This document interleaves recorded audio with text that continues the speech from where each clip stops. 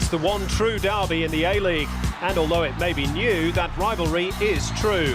Tempers are frayed, fans have bayed for opposition blood. Neither, it's safe to say, is on the other's Christmas card list. But now the festivities are over, the question is, will the Jets or the Mariners have a happy new year? Yes, fans the world over love a local derby, and they've turned up in droves again tonight to the Energy Australia Stadium for the Jets against the Mariners, and it's a beautiful day as well on the Hunter. Hello again and welcome. Round 19 of the Hyundai A-League. The Jets against the Mariners. Local pride at stake, but much more than that. Both these clubs, of course, just outside the playoffs after Queensland's win in South Australia last night.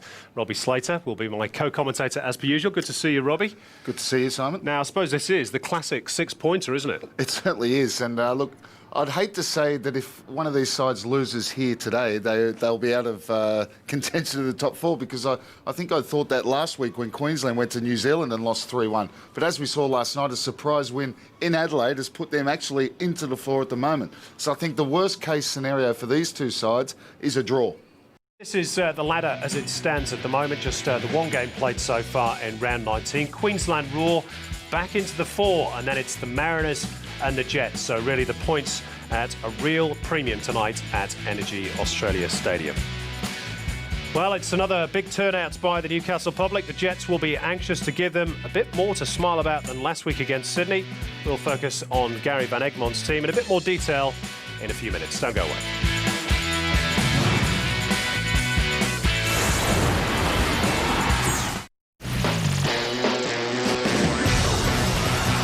For Bridge, Mark Bridge! What about that? Bridge! Should have scored. What a strike! The Jets in front, and it's a glorious goal by Mark Bridge. Yes, Mark Bridge, 3 goals in his last 3 games. He'll be vital for the Jets tonight as they seek to win the derby against the Mariners. I suppose the problem he and some of the other players, Robbie, are going to have tonight is the state of this pitch. There's been a lot written about it this week, and it's not in great nick. Better perhaps than it was against Sydney last week, but there are still 1 or 2 patches that are going to be a bit troublesome. Very much so. And last week, if you look at the game, well, you talk about last week, it was literally 4 days ago against Sydney. Sydney certainly adapted to the pitch a lot better than they did, than Newcastle did. But the first half, there was divots coming up in the first couple of minutes, and certainly it was disappointing. It was a massive crowd on hand, 2 sides desperate to win, and the pitch did spoil the spectacle somewhat. But as I said, Sydney did adapt to it in the second half and played some good stuff. So look, I'm not so sure it's an excuse.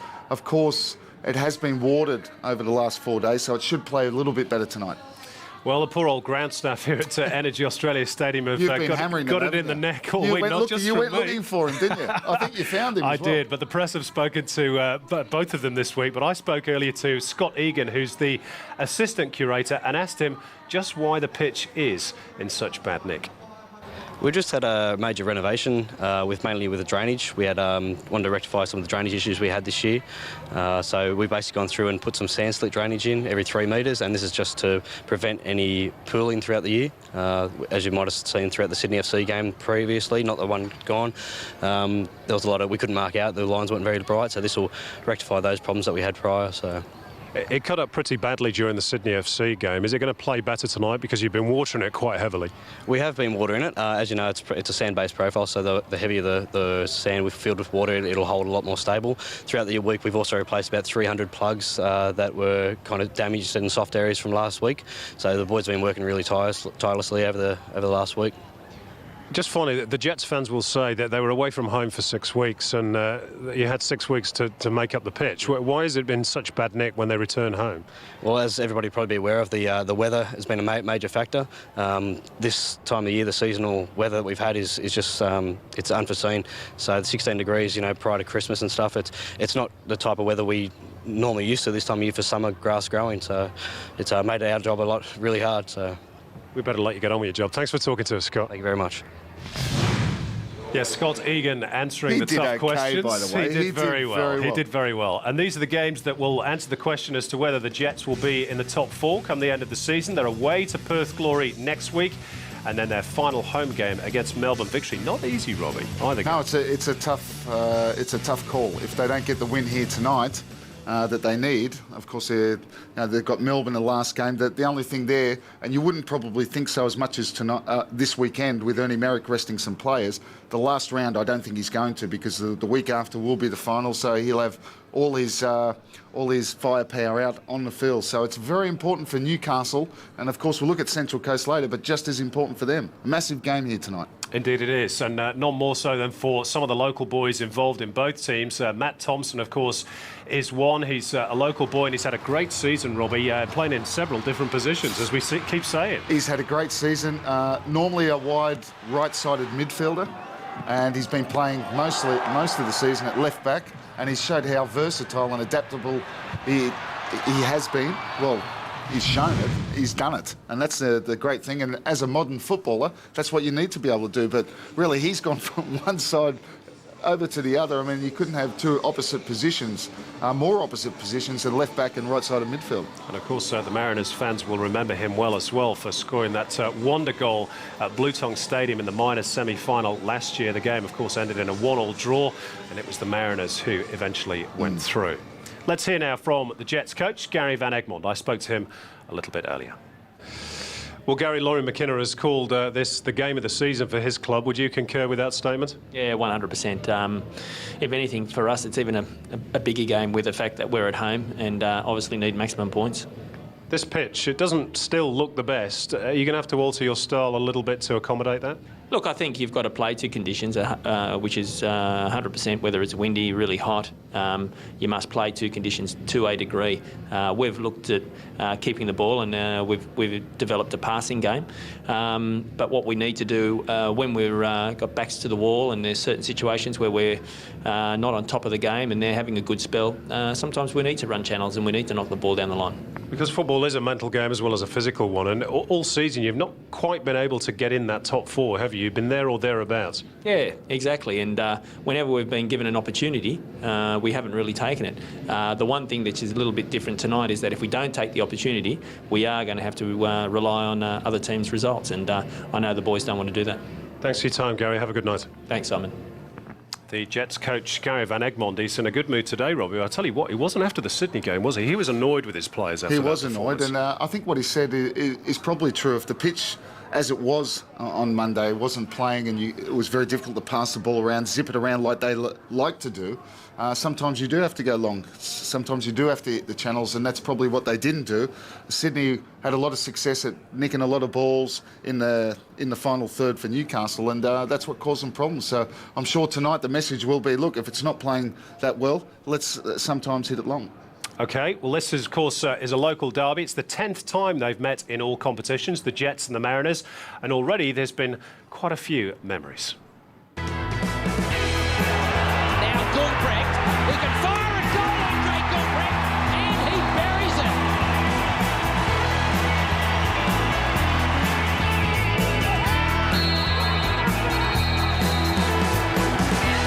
And a red card. And the two coaches on the sideline are having words. Here's Pondalyak. Surely they get a fourth.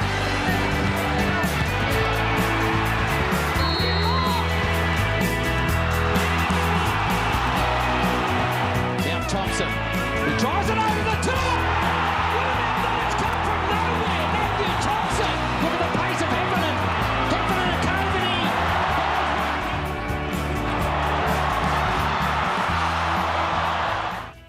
It comes out to Damien Brown. He measures his ball in and is at the goal.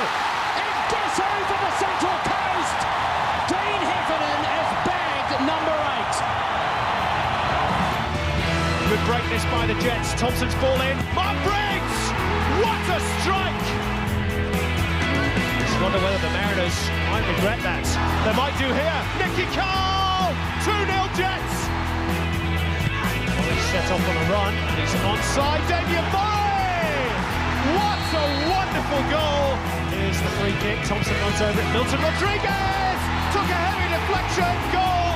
3-1 for the Jets, and surely the points are staying on home turf. Well, that was then, this is now, and this is the team that Gary Van Egmond has selected tonight. It's the familiar 4-2-3-1 shape and shows just one change from the team that started against Sydney FC. Vaughan Coveney drops down to the bench. Milton Rodriguez, Robbie, comes in as one of the strikers. Yeah, and Vaughan Coveney is really a battering ram. He's gone for a little bit different, and whether he plays Rodriguez in place of Coveney right up on the point, we'll have to wait and see. He obviously has the option to play either Bridge or Joel Griffiths up there if he wants to, as those three can rotate. OK, we're under 15 minutes away from kick-off in the third and final local derby of the season between these two. Mariners, well beaten here in the last derby on the 12th of November. Now revenge is on their minds. We'll concentrate on Laurie McKenna's outfit after the break.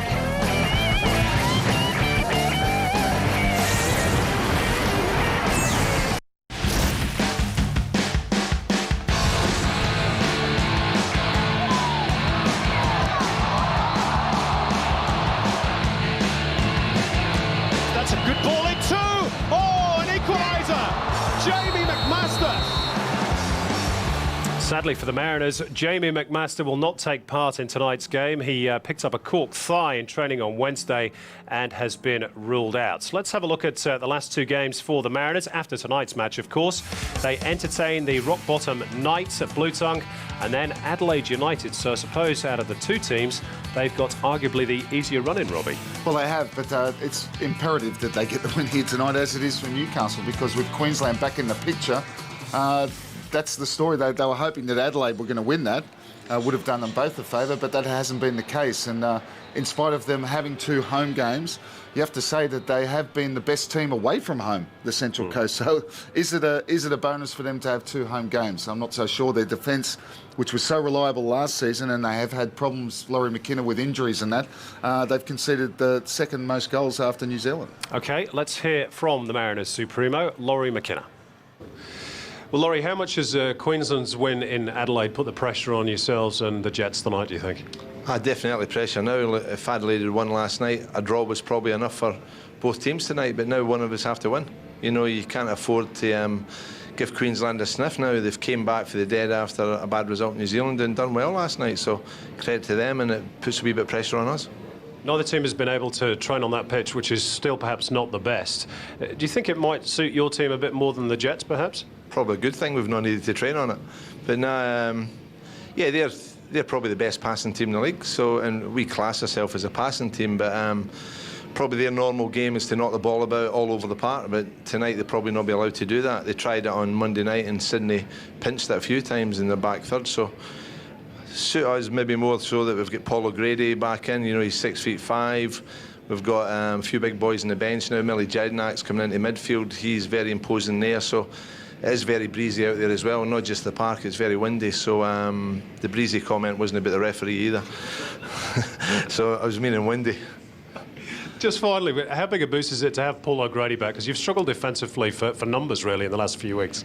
Yeah, you know, we had Clarkey out, Tony Vidmar out, and O'Grady out. O'Grady actually injured himself the last round here. He'd done his groin and his hamstring, so having him back is big presence for us at corners, set pieces, and if they're going to play a lot of long ball tonight because they can't knock it about, obviously that will play down to him. Have a good night, Laurie. Thanks a lot. Cheers. And this is the team that Laurie McKenna has selected tonight. 3 changes. The aforementioned Jamie McMaster is out. Bradley Porter drops down to the bench. So too John Hutchinson. In come Robbie, Paul O'Grady, Miller Jedinak and Matty Osman. Yeah, O'Grady gives them a lot of strength at the back, of course. Bradley Porter played there. He's only 19. It was a difficult game for him. And Matty Osman will come in and slot onto the right-hand side. OK, we're just about ready for kick-off, and the sprinklers are still on. We hope that the pitch is going to play a little bit better than it did last week against Sydney FC. Nicky Carl, of course, Robbie, just very quickly, the key again for the Jets tonight. Would you man-mark him if you were Laurie? Probably not. I don't think so. I think whoever's closest to him in that area of the pitch will have to close him down quickly. Of course, you don't want to give him too much room, but look, I don't think there's any need to man-mark him. All right, we're about to find out what happens. It's the 10th F3 derby, if you like, between the Jets and the Mariners.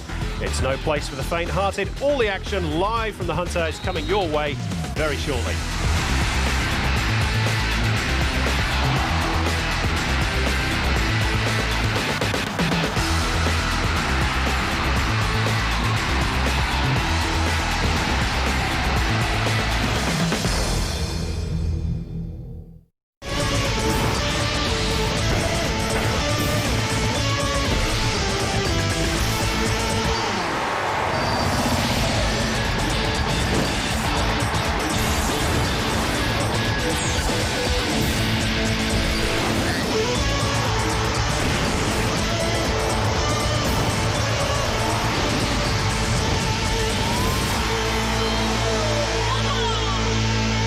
derbies don't come any bigger than this. Not just local pride on the line, but both clubs' seasons too, perhaps.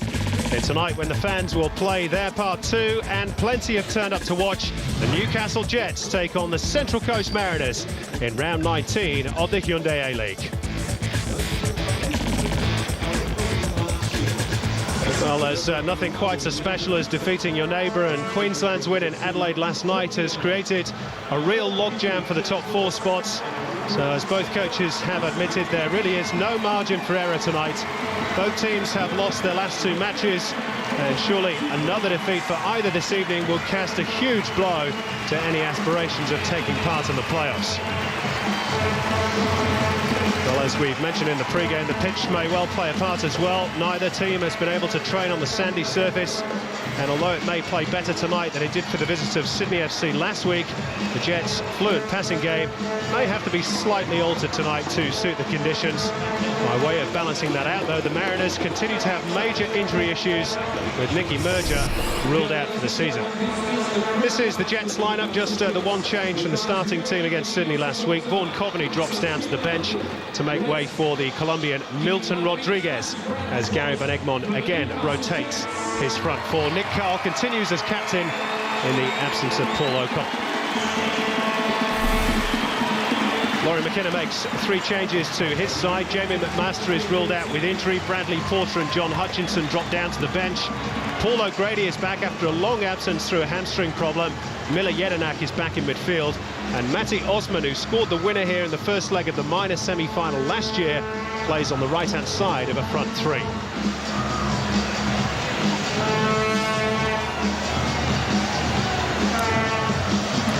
Quick check on the 2 benches. Vaughan Coveney, we've already mentioned. Adam Dapuzzo is 13. Tim Brown, the Kiwi, 25. And the reserve keeper is Ben Kennedy for the Jets. The Mariners, John Hutchinson, Bradley Porter, young striker Matthew Simon, who's been training with the club for some time and actually plays his football for the local team Central Coast Lightning. He's a striker and may well be used at some stage tonight if Laurie McKenna needs a goal. Matthew Trott is the reserve keeper. Referee tonight is Mark Shield. His 2 assistants, Rodney Allen and Nathan Gibson. We're all set for kick-off on a beautiful summer's evening again on the Hunter. It's the Jets against the Mariners. Place in the top 4 is beckoning. Well, that's not a good start. We'll have to go again. Mark Shield can see the funny side of it. Mariners playing in white shirts tonight with the yellow and blue trim. The Jets in their home strip of gold shirts, dark shorts and socks. Well, now we are underway, and it's the Mariners from right to left in the first half. Damien Brown with an early touch, minus the beard. And he's worn it for quite a few weeks, but obviously decided enough is enough. And the first challenge of what is bound to be a very keenly contested local derby was by Nick Carl on Miller Jedinak. And that's an area you'll find Jedinak and Spencer won't want to give Nicky Carl any time on the ball. Of course, he is the key man for Newcastle. Along with Mark Bridge, I'd say Simon as well. He was a little bit under par last week. Well, on Monday, we keep saying last week, only a few days ago, against Sydney FC. Well, the Jets were seriously below par, not helped, has to be said, in part by the pitch. And we'll keep an eye as to how that cuts up. Already it looks a bit better. In fact, even at this early stage of the game against Sydney, you can tell that the sand was starting to rough up and some of the bare patches were starting to cut up. And straight away we see that Milton Rodriguez, who has come in from Coveney, is filling the left-hand position of the 3-1, what's the 4-2-3-1 formation. Mark Bridge on the right-hand side, Nicky Carl central, as he always is, and Joel Griffiths taking up that role. We call it, what do we call it, the battering ram up front. I actually think that might be Joel Griffiths' better position. He can use that physical strength and combativeness to play against the central defenders. Anyway, we'll see how it works tonight. I think you can be guaranteed of it. They will rotate, so at times Griffiths will probably find himself on his more familiar right-hand side of that 3 position, and Bridge at times will take up the point. Whatever it is, it'll be a big job for O'Grady and Wilkinson to stop that, but it's also about stopping the service into those players. That's what Sydney did so well last week, with particularly McFlynn and Tele very crucial in that point. Yeah, opened up for Noel Spencer, but he took his time with it, which just changed the angle, made it a bit more obtuse. But in the end, it was a comfortable save by Antikovic.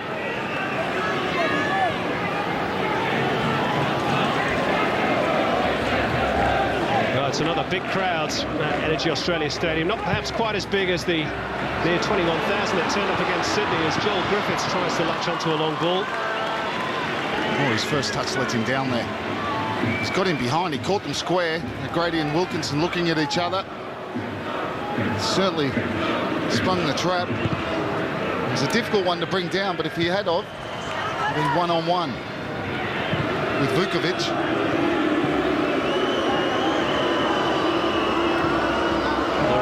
The reigning Hyundai A-League Coach of the Year.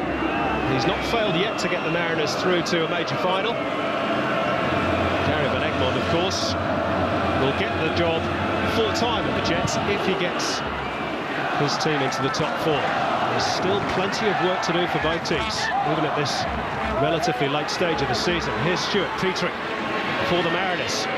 Round Jade North on the right boot.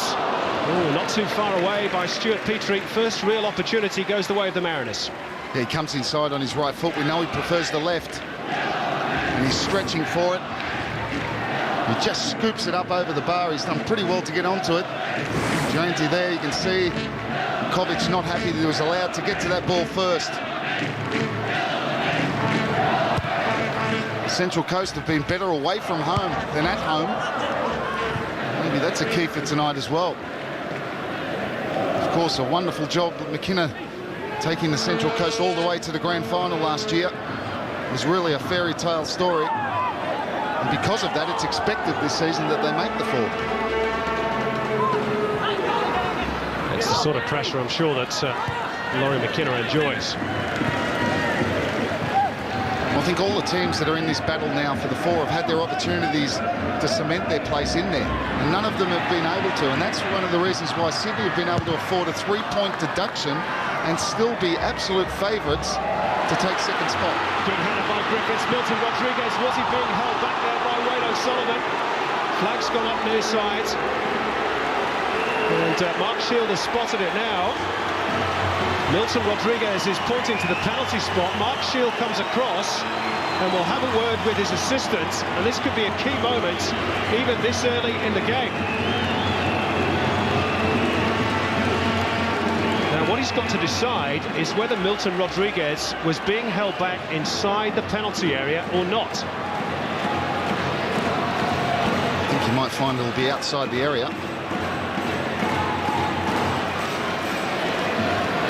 It's Wayne O'Sullivan. Yep, he's going to have a word with O'Sullivan, and although he's arguing the toss, it's the first yellow card of the local derby, and in all honesty, I don't think O'Sullivan can have too many cause for complaints. I'll be relieved that he's not the last man. Of course, Paul O'Grady was there as well. See O'Grady, so he's certainly not the last man. There's the tug, but there's no doubt that it was outside the area. Good refereeing by Mark Shield. The referee's assistant brought that to his attention, and he was big enough to stop the play and go and find out. Perhaps Shield didn't pick it up first time, and it's a free kick for the Jets. Matty Thompson can hit them, so too Milton Rodriguez. Flashes across the face of the Central Coast goal. Vukovic, I think if that was on target, wouldn't have got there. He just goes for power. There's no finesse about this. Head down, keeps it down, but just doesn't get the direction. Well, of course, he scored the third and crucial goal against the Mariners in the last derby here in November. Well, it did take a wicked deflection. The Colombian claimed it, as all good strikers do.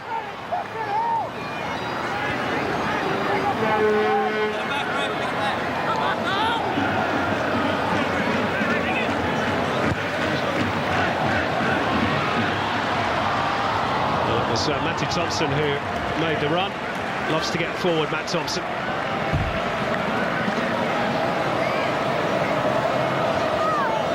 Well, already a couple of talking points in the derby. And here's another one. This is Rodney Allen, who's one of Mark Shields' 2 assistants tonight. And congratulations to the official from Metford, just down the road from here, who's just been given his full FIFA accreditation, which means all 3 officials tonight have their full badge from the world governing body. Sign that football is progressing in this country, not just on the park.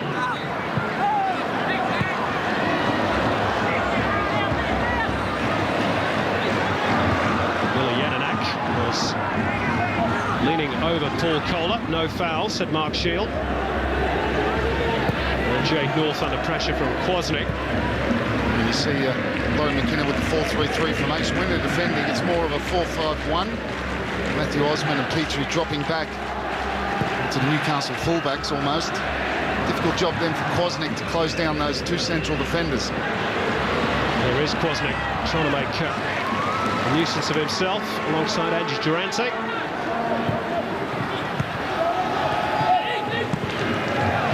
Eagleton forward to Griffiths. And got a little shove from Paul O'Grady. Good to see him back in the Mariners lineup. Been out for nearly 2 months with a hamstring problem, and here's the pitch. Started to cut up again, isn't it? Well, it's better than last week. Did it in the first minute last week. That's true. On Monday, sorry. I kept saying last week. It was this week.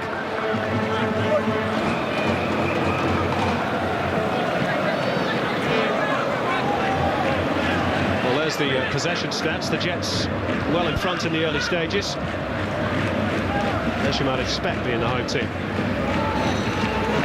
Paul O'Grady, 196 centimetres tall, the tallest defender in the entire competition. Clearance was by Brown, picked up by Kohler. Bridge just tried the deft little touch. Nicky Carl couldn't control it. Jedinak clears. Kwasnick needs support. Gets it now from Petrie, who's herring down the line. Herring across to meet him was Jade North, and that's good defending. Oh, he's done well there, Jade North, but a little bit isolated. Kwasnick, Petrie was getting up there to support him, but it was always difficult. Eagleton's very fast, as is Jade North. Eagleton forward and neatly chested down by Griffiths. Well, they got a lot of goals from Stuart Petrie last season and Noel Spencer. And of course, they got an amazing 8 goals from their left back, Dean Heffernan. Of course, he's no longer here. All those supplies have dried up for one reason or another this season. That's a gorgeous ball from Matt Thompson. Griffiths on the turn, just wide for the Jets. Wonderful move. Yeah, it's a good move, isn't it? Comes inside, slides their swing in. Good little run from Griffiths. It's actually harder to do what that... Watch this, he comes in, he's going for the near post. If he goes for the far post, it's actually not as difficult. He's done a complete 180-degree turn. He needed to go for the far post.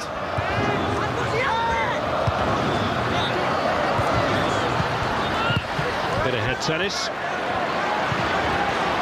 Eventually it was thumped forward by Thompson. Into touch off Wayne O'Sullivan.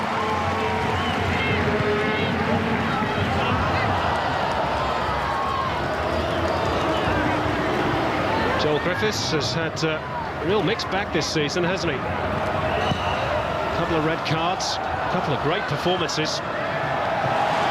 He's been hugely committed to the Jets' cause in his return to Australia. Now here's Andre Gumprecht. Deftly done to sidestep Durante, and he finds his man Kwasnick as well. Well, good moves within a couple of minutes by both teams at either end of the pitch. A similar sort of strike last week against Adelaide. Kwasnick, good play from Gumprecht, drives through the middle. He's got Spencer on his left. He gets Kwasnick, really doesn't get out of his feet. And as he hits it, his head comes up. He's leaning back. Had a very similar chance as he cut inside from the left-hand side against Adelaide. Did exactly the same thing. It's a strike, you need to keep your head over the ball, keep the ball low and hard.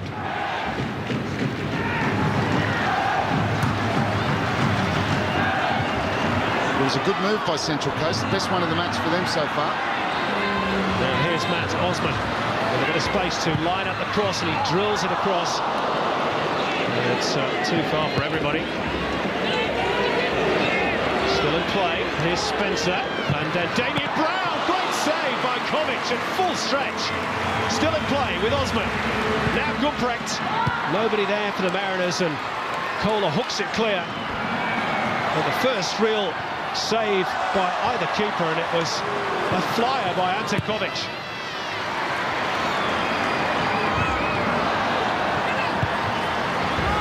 It's a real good tempo for the derby. That was wonderful play from Stuart Petrie as well to keep the ball in play. Now Griffiths is onside. Only Milton Rodriguez was up alongside him on the far third of the pitch. Yeah, he saw him, Joel Griffiths. Good idea. Just didn't get the execution right. He's got a real good tempo to it this match. Both sides up for it. Disappointing last week, both of these sides, particularly Newcastle. That's well done by Kwasnik. Petrie's away. And it's a poor cross. What a great strike from Damien Brown. It's great work from Stuart Petrie to get the ball in. Noel Spencer profits from that from Petrie. It's a wonderful first-time strike with the left foot for Damien Brown, and it's a very good save from Kovic going to his left-hand side. Well, that will do his confidence the world of good. He's conceded 5 goals in the 2 matches since returning to his home country. Arguably not been at fault for the majority of them, it has to be said.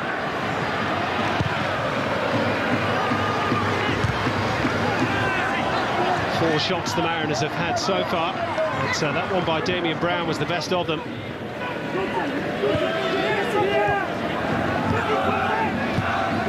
Newcastle had the best of the opening 10 minutes. Last 5 minutes, Central Coast has taken over somewhat. Here they come again through Damien Brown. Nowhere to go for Spencer. Comfortable header for Eagleton. Now Petrie. Touch by Spencer, I think, was intended for Andre Gumprecht. Both teams putting very heavy pressure on the ball, and that's the end product. Wayward passes.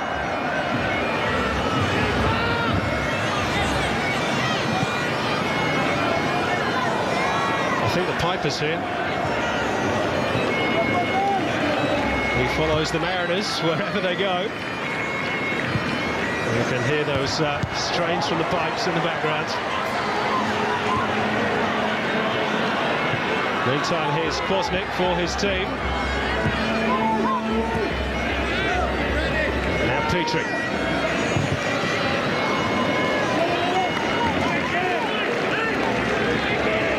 Came off Steve Eagleton for the throw.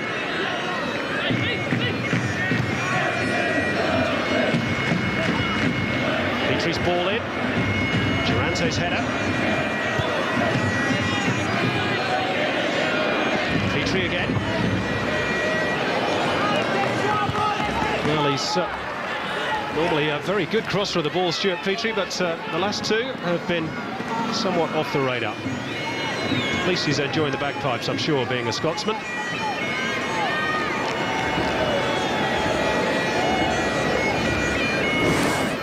Well, this is the best moment from either side so far. Damien Brown, it was really moving towards goal, and Kovic got across very well and got both hands to the ball.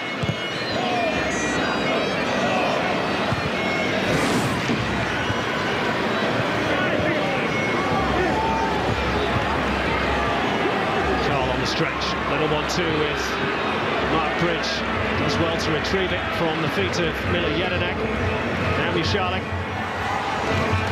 Matt Thompson cuts in onto his more favoured right boots. Bridges made a run down the left. Thompson continues his. And again, it's a disappointing cross.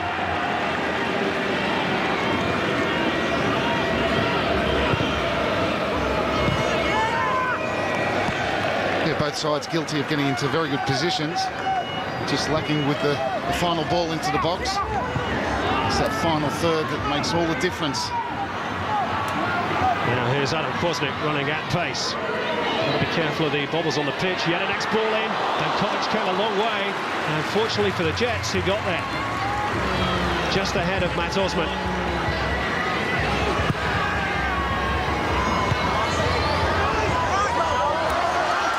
Now, Joel Griffiths.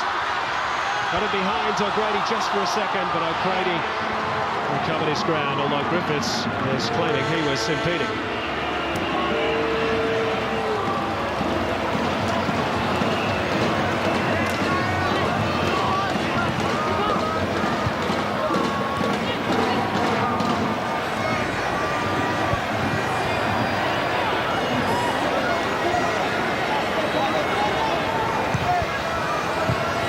Down the line for Petrie.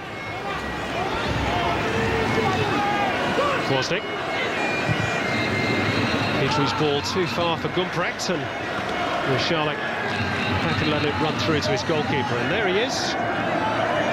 There's the Piper with the kilt on. I'm actually told, you know, he's English, despite all the Scottish paraphernalia. That's probably the way that England are played in the cricket. Maybe he's trying to claim to be a Scotsman. I've thought about it once or twice myself.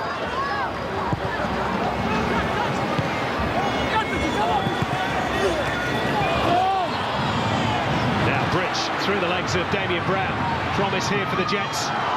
Little dink through. Nicky Cole as he fouled by Wilkinson. Well, it was more the fans shouting than the players, in fairness, and Mark Shield was having none of it. And Nicky Cole got straight up as well.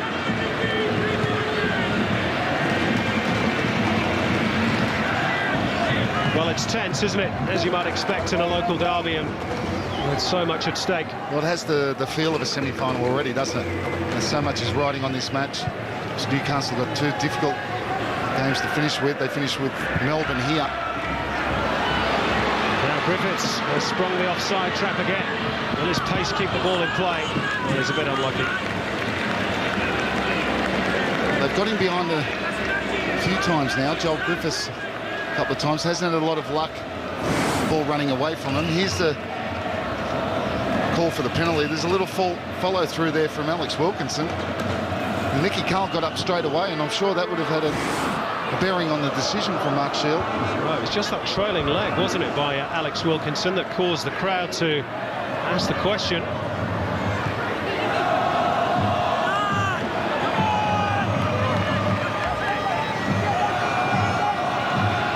Lacking a little bit on this right-hand side. Mark Bridges gone into over to the left with Rodriguez in there with Carl at the moment. And of course, Griffiths playing up on point. A number of times they've had an option to go down this right-hand side, but there's been no one there. This is Kwasnik down the left for the Mariners.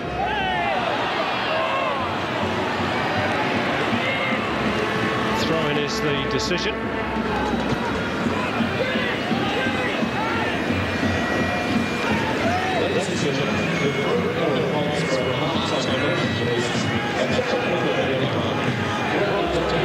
Mariners looking for just their third away win of the season, incidentally. Only other two in New Zealand as Kwasnik flicks it on. Kovic grasped gratefully at the ball.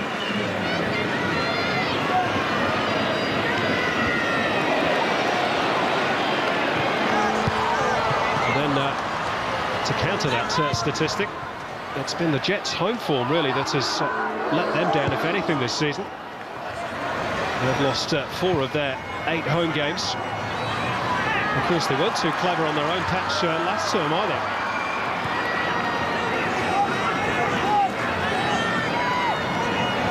Now, that's an indication as to how the game has swung around since the opening 10 minutes. The Mariners now with a lion's share of possession.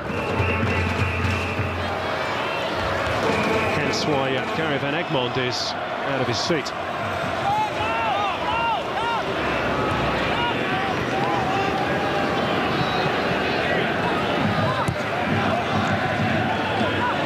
Kwasnik is getting through a lot of work, trying to link up with the midfielders, like he's just done with Noel Spencer. This is Gumprecht. Well, it's a bit deep. Petrie will keep it in, though. Durante's header. Wozniak. Well, Durante sorts out the problems for the Jets. Well, a foul by Nick Carl. Puts the pressure back on his own team again.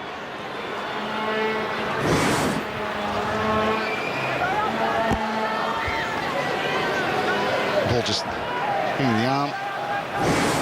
An easy decision there for Mark Shield, but still really not finding a way of getting Nicky Carl into the game enough. Brown's delivery. Didn't get past the first man. Picked up by Petrie.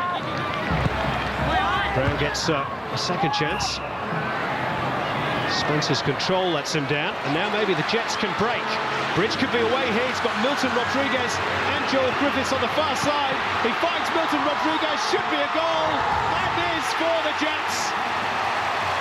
The craftsman from Cali has manufactured another goal for Newcastle, but it was Mark Bridges' awareness that made it, and the Jets have the advantage in the derby. Well, just when we say that we need to get Nicky Carl more involved, the ball falls to him. It's laid to him by Rodriguez, who sets up on a run.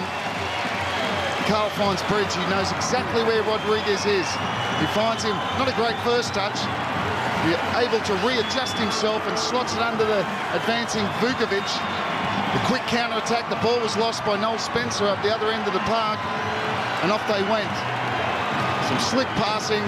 Gets to Rodriguez. First touch, not a great one. He needs another one, but he has the time. And he just slides it to the side of Vukovic.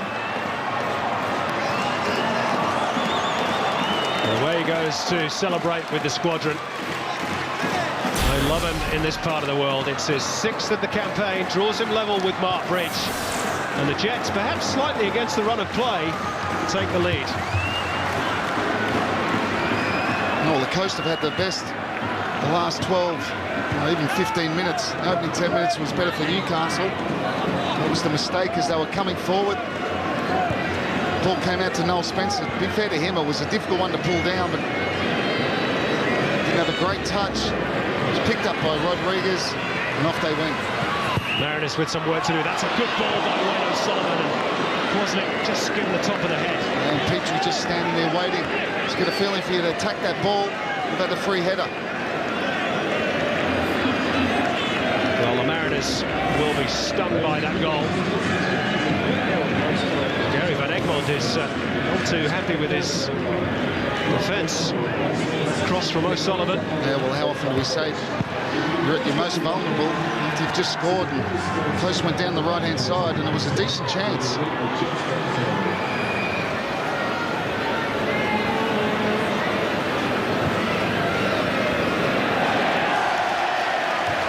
More cheers from the home faithful as the ball is wasted by the Mariners. So we get confirmation that Milton Rodriguez chalks up his 6th of the campaign, his first incidentally since that winner against Melbourne victory at Telstra Dome back on the 26th of November. And he's been left on the bench in recent matches. So Gary Van Egmond puts him in tonight. He comes up with a goal. Well, that's an inspired selection if you're a coach, isn't it?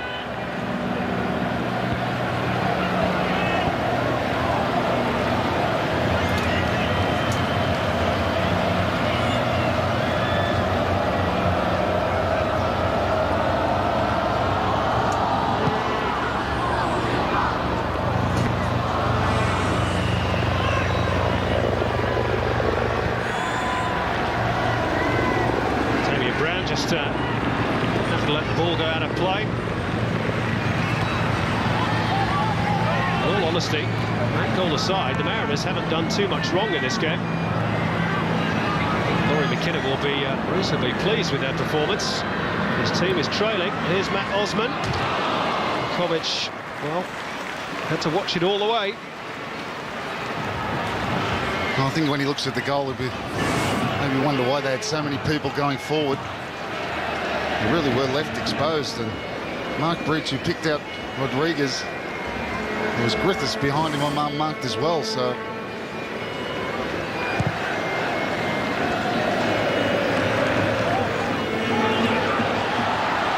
Griffiths and O'Grady again in a tussle. That's A duel that's going to go on all night.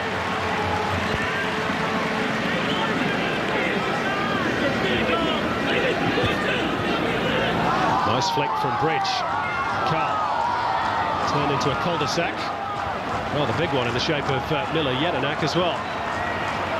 Good exchange between Jedinak and Kwasnik. Petrie's up in support. Good Precton, Osman Waite in the middle. It's a poor delivery again. Easy for Durante. And Spencer is now claiming that the foot was too high from Nick Carl. Thought he might have had a point there. Rory McKinnon certainly thought he did.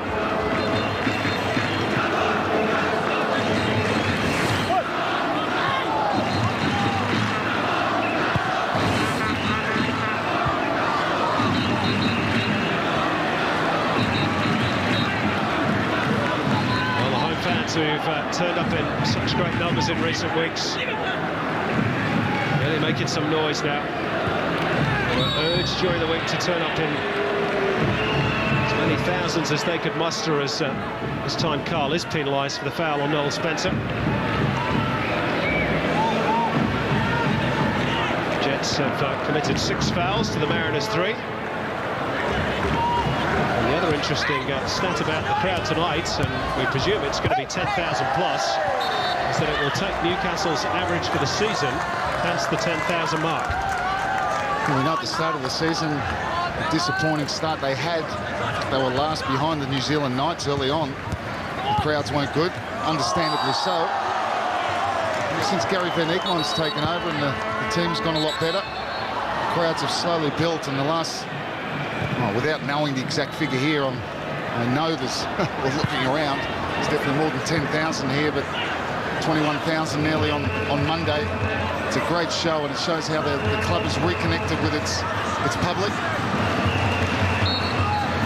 Yeah, they've put in an awful lot of hard work in the community, and it's reaped good dividends. No, because they've turned up again here tonight, Simon, and you have to say that they're... performance from the team on Monday was disappointing. Sydney outplayed them, and that there is no doubt, particularly in the second half. They were flat. The Jets fans have come out and said, we're going to support you again, and of course the Mariners fans are here as well, who the day before, on New Year's Eve, had 15,000, broke their own record.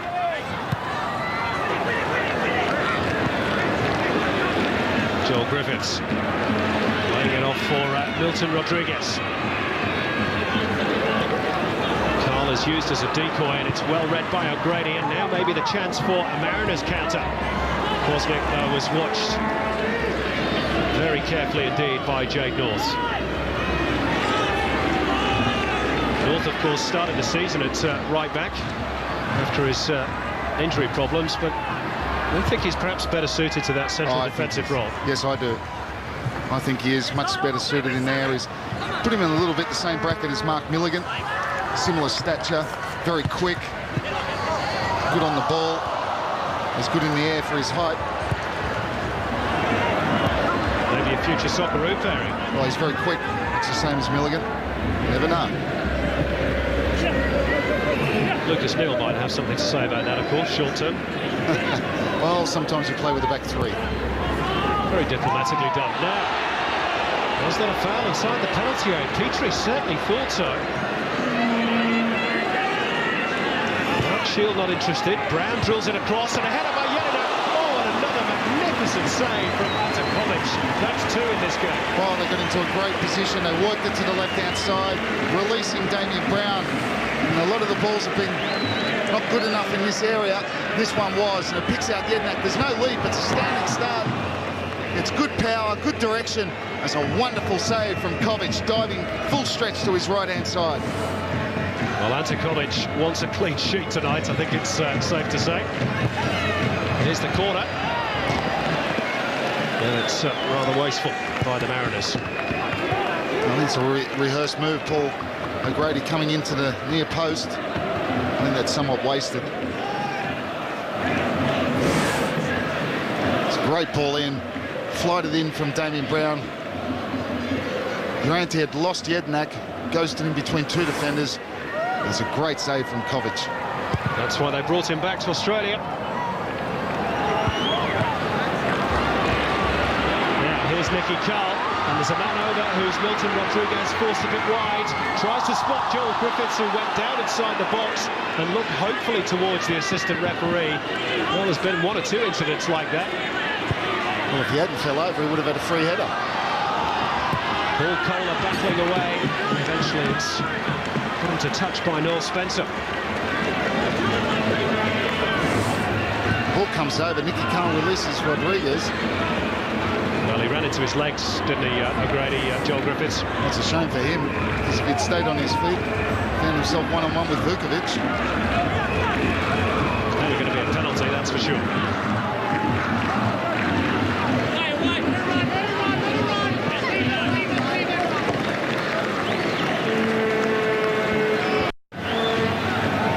He's saved a couple of certain goals, hasn't he, Wayne O'Sullivan, in games that spring to mind against Adelaide and Sydney. Those vital last-ditch tackles on Steve Corica and Romario. Will this be a key moment too, courtesy of the Irishman?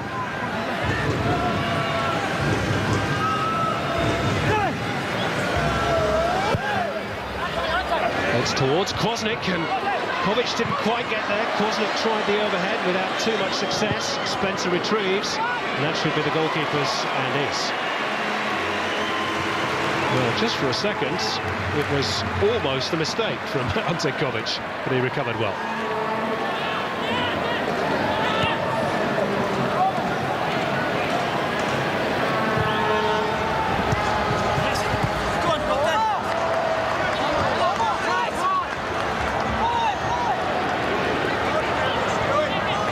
Minutes to go in the first half, and I suppose the most surprising thing is we haven't talked more about the pitch.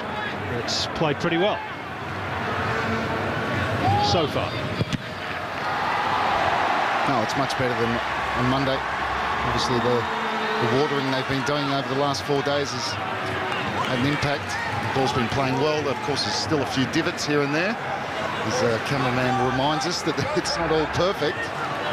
But the ball's played well. They've been zipping the passes around. It's been so much better than Monday when they had difficulty in doing that.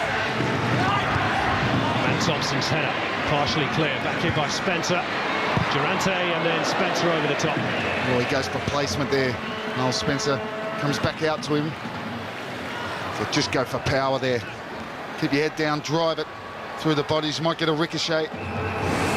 It's one of the mysteries of this season why Noel Spencer hasn't scored. He got 6 last year, and he's had plenty of efforts on goal. The radar's been off. Plus goal of the season. Yep.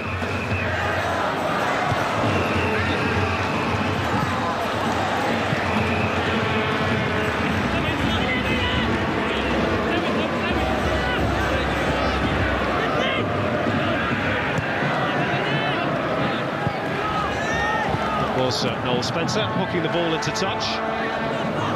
Back with the captain's armband on.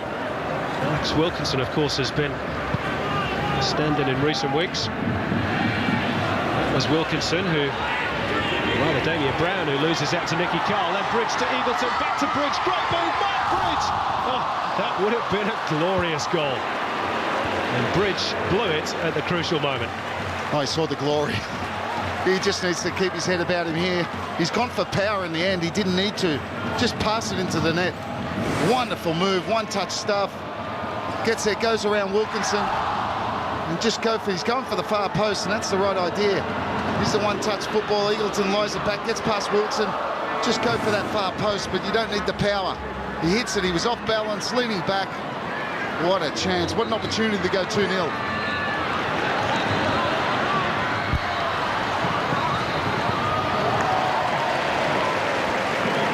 Throw in for the Jets. Carl just beaten to it by Jedinak. Osman slips it towards Noel Spencer. Now Petrie's away again. Eagleton's pace will get him level.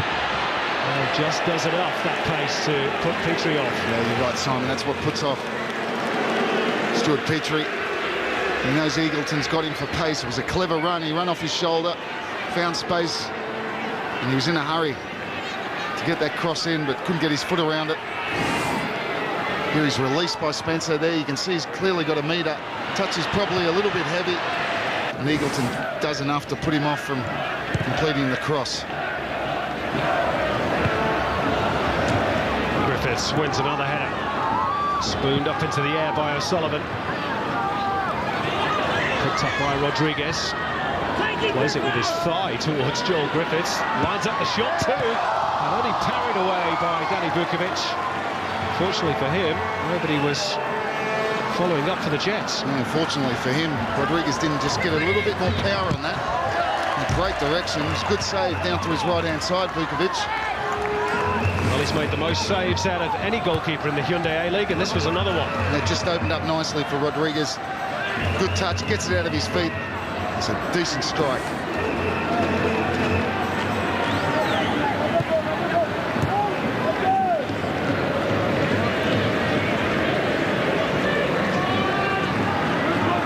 Into the final 2 minutes at the end of the first half. Plus, of course, over injury time we will have.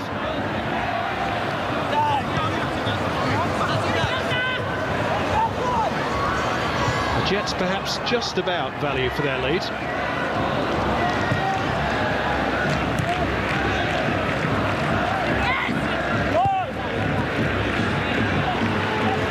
More clear-cut chances, of which they've taken one, of course. Quick counter-attack resulting in Rodriguez scoring. If the Coast can just sort out their final ball in the final third, it'll be a different story. Mariners can look back on some pretty clear-cut chances themselves as well. That Damien Brown effort that was beaten away by Kovic, and then Jedinak's header that forced a great save out of the Jets stopper. Oh, there'll be a lot of encouragement there for Laurie McKinnon at half-time. A long way to go in this match. Just, I think, maybe be a little bit disappointed the way they conceded, throwing so many numbers forward, leaving themselves open at the back. Yeah, all of a sudden, the tightest defence in the league. They went 4 games without conceding a goal, didn't they? And now they've let in 6 in the last 3. Obviously, the injuries have played a part in that.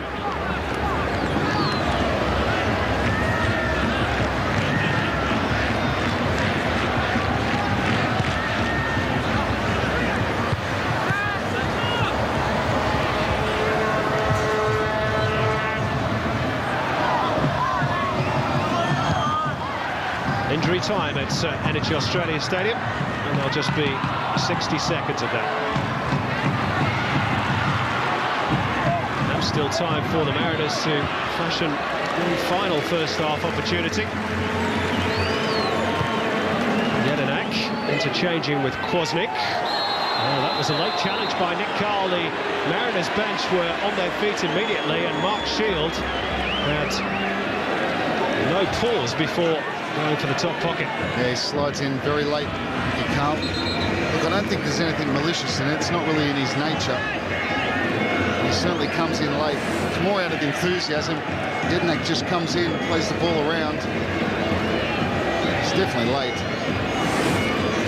Question about the yellow card, and puts his side under pressure right at the end of the first half.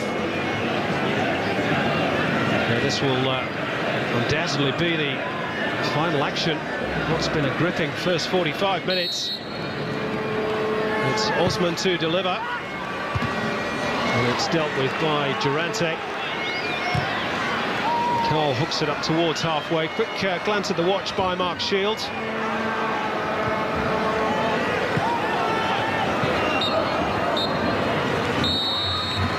And the Brisbane official says that'll do.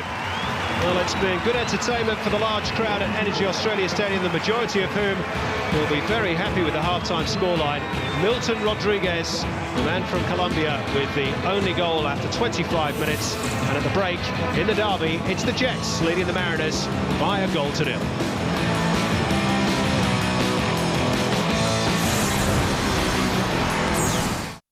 Well, Laurie McKinnon's team have only won twice on the road this season. In fact, not in Australia at all. Both those 2 wins were away in New Zealand, and they need to put that form right if they're to take anything from this game, because at the break at Energy Australia they trail the Jets in the derby by a 1-0. Milton Rodriguez with the strike after 25 minutes. These are the match stats at half-time. Well, possession split equally, 50-50, but the Mariners having more time in the Jets' half. 4 corners in the game, no offsides, interestingly enough. 11 fouls and 2 yellow cards, I should say. 1 apiece for either side. Let's have a look at all the highlights from the first 45 minutes. Well, the Mariners, after a pretty slow start, managed to fathom an opportunity for themselves, and it was Stuart Petrie bursting through, perhaps on his weaker foot over the top. Yeah, he stands up. Jade North here. He's looking for runners. In the end, he goes on his own, shapes to shoot with his left, comes on his right, he's stretching, just scoops the ball up over the bar, and you see Kovic wasn't happy that he was allowed to do that. Now, Joel Griffiths has been playing a central role tonight, and he's done pretty well as, well, the battering ram, Robbie, as you called it, but this was a great chance, great turn, and just the wrong side of the target. It was actually harder to put it where he did. Less of a turn needed as Matt Thompson plays a clever little ball. There he pirouettes. He actually gets too much on it as he turns around. Needed to go for the far post there. Didn't worry Vukovic. Here's the great work there from Petrie to keep the ball and gets it back to Spencer. Probably their best. Well, Jednak had a great header as well, but it's certainly one of their best chances. Brown, great connection. Well found. Beautiful little ball back. Hits it on the half volley. Brown, that's a great save from Kovic, who's been, well, he's looked unbeatable in this first half. Yep, sure has, and Damien Brown has only ever scored once for the Mariners. That was against the Jets in the derby. Might have thought he was close to a second one there. This was the goal, though, came on 25 minutes. Great vision from Mark Bridge and a neat finish from Milton Rodriguez. Yeah, it was the quick counter-attack. I think Laurie McKinnon will be disappointed. They threw so many men forward. Noel Spencer was dispossessed, and off they went. Carl releasing Bridge. He knows exactly where Rodriguez was. First touch wasn't great, but he had enough time to readjust himself to slide it just to the right-hand side of Vukovic. The Jets took the lead. A quick counter-attack paying off. Yeah, it all came about after Noel Spencer had gifted the opposition possession, and that's what it means to the Jets fans. They love it, all the more so when it's Milton Rodriguez who scored. But I tell you what, they should be equally grateful to Ante Kovic. What about this for a save? I said Damien Brown's strike might have been their best chance. Well, maybe not. This could have been it. Certainly the both of them were. Standing start, Jednak, no leap, but what a wonderful save. Stretching his right-hand side, one-handed save, gets it up and over the bar. Now this could have been game over with just 4 minutes of the first half remaining. Lovely passing, as we've become used to seeing from the Jets, but Mark Bridge blazed over. Lovely play, one-touch play. Bridge, Nicky Carl. He finds Bridge again, just flick with the outside of the boot. One touch into Eagleton, one touch back to Bridge.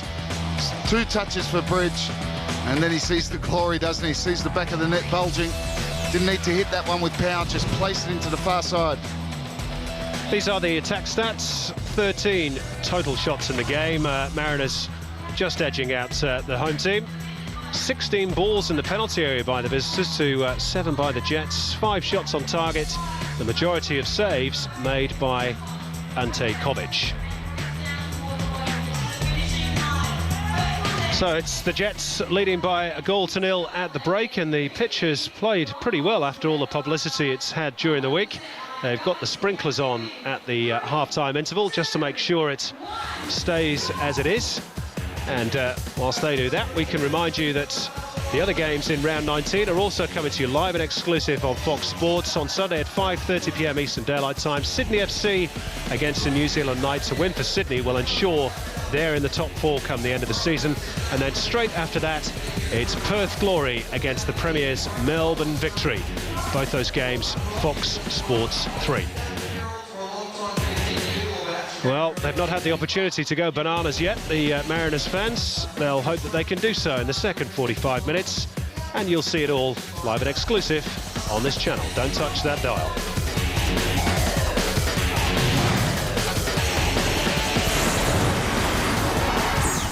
Edge after the opening stanza of the local derby, and here's our full-on Sony strike speed, which gives you some idea as to how fast these footballs are travelling, especially if you're a goalkeeper. Now 57 k's might not seem too fast, but when you're only 8 metres away, it comes at you pretty quickly. And Stuart Petrie's, well, that shot was 80 k's as it went over the top. That was over 100 Ks when it was first hit by Damian Brown. That's why Ante Kovic is so highly rated as a goalkeeper. The majority of the fans are pretty happy with the way the scoreline looks at the moment. I wonder if the Jets coach Gary Van Egmond is. Let's find out. He's talking to Robbie Slater. Oh, Gary, pretty good first half, but of course a long way to go. Yeah, that's right. Another 45 to go, and we were against the wind, so it's going to be a difficult assignment. The pitch looks like it's playing better tonight. Yeah, very much so. You've got the grass staying a little bit mature, and obviously not as much sand, so that's a bit more conducive to the type of football we can play, where we keep the ball on the deck. Any area, particularly from them, that's worried you in the first half? Yeah, we just need to switch on a little bit more with our transition. You know, we interchange in the last third, and sometimes when people get pulled into other different positions, we need people to react a little bit quicker to understand that they've got to fill other areas. And we've spoken about that, and hopefully that's better in this half. Thanks, Gary. Thanks, Rob. Well, the Mariners fans hope their team will find a bit more fortune in the second period. And we should say, actually, it's an interesting point that Gary Van Egmond raises. There's been a swirling wind around the stadium for most of the day. We're high up in the stand, and you do tend to forget about it when you're in an enclosed area, but that's obviously causing an issue or two for the players as well as the pitch. As we look out on what must be a wonderful scene to all those Jets officials. They've worked so hard in getting the fans back through the turnstiles, and they've come in their droves again today, including a few, of course, from down the road on the Central Coast. But it's the Jets who will get us back underway for the second stanza. No substitutions by either coach, and we all await the blast on the official's whistle.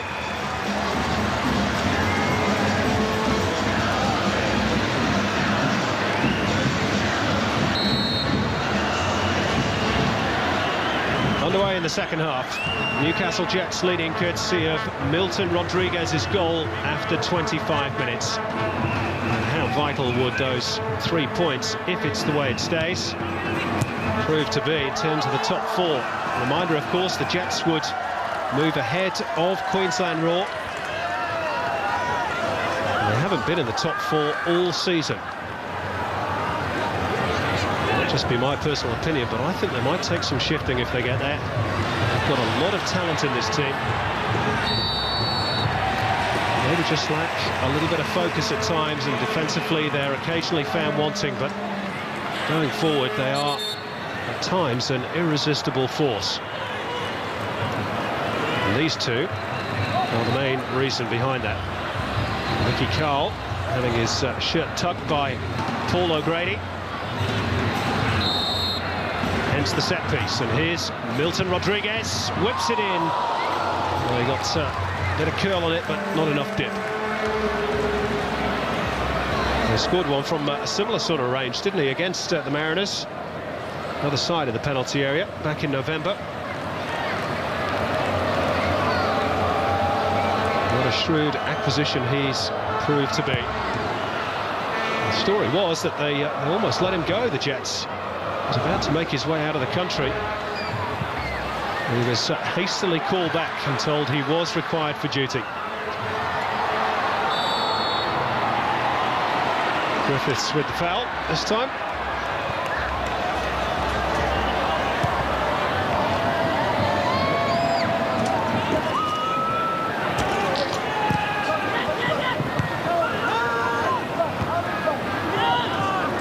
Sullivan's header finds Spencer. Now back to Osman. Jedinak. O'Grady to Brown.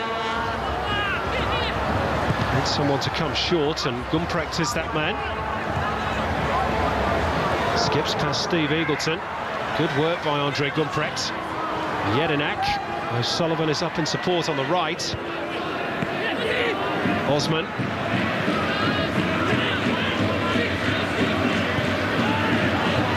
This is a good build-up play by the Mariners. Noel Spencer. Is that a shot? It cannons up into the air and headed away by Durante, only as far as Osman. Durante wins a secondary header. Now Jedinak. Oh, the ball was always rising. Yeah, difficult one to hit. Little passage of play, really couldn't fashion a clear-cut chance, and as the ball came to Jedinak, He's hitting it on the up, on the half volley. There's only one place that's going. Period of the second half. Just need to be careful. 1-0's not enough to be sitting back on. Spencer. Thinks about the shot. Oh, Spencer, and it's parried by Ante Kovic. And at the second attempt, he breaks the ball. That ball moved in the air, maybe half a metre, for my money, off Noel Spencer's boot. It did, because you can see Kovic is going the other way. And then he scrambles back the other way. Thought just for a moment he wasn't going to make it back for the spill, with Petrie bearing down on him. In the end, he was just in the nick of time.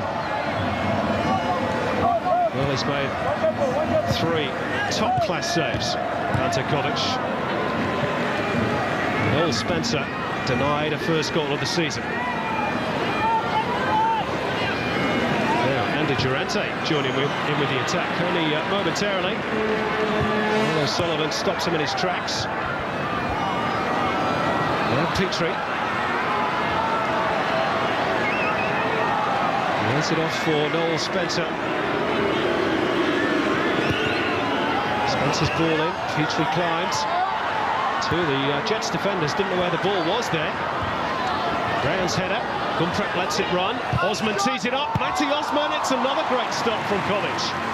That's a great strike from Matty Osman. Just set up nicely for him. Flicked it up with his first touch. Takes it with half of the outside, the instep. Kovic scrambling to his right-hand side, and it's another good save. They're knocking on the door, the Central Coast. Yep, they're certainly asking the questions. At the moment, Kovic has all the answers. Here's the corner. Well, I think it's safe to say it's not the best corner you'll ever see.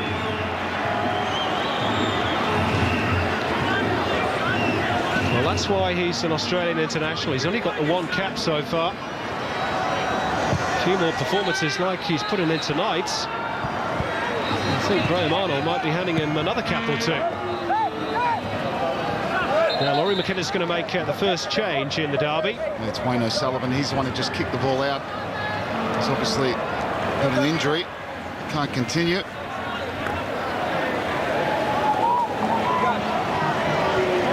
Bradley Porter is going to be his replacement.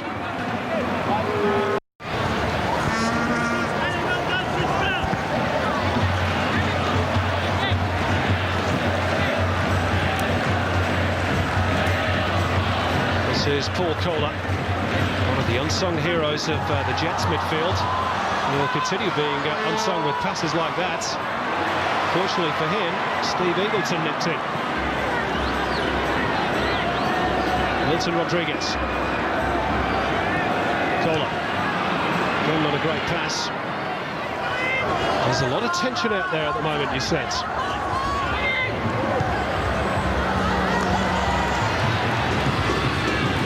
Now Carl. Goes past one defender. Gets the shot away. Came off Brown.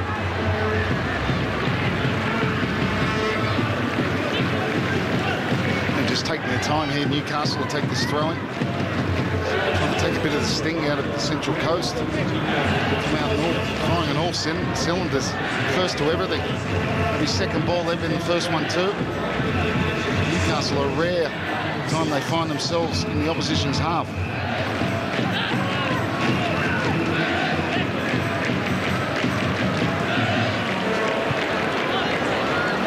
Rodriguez's ball is to nobody in particular.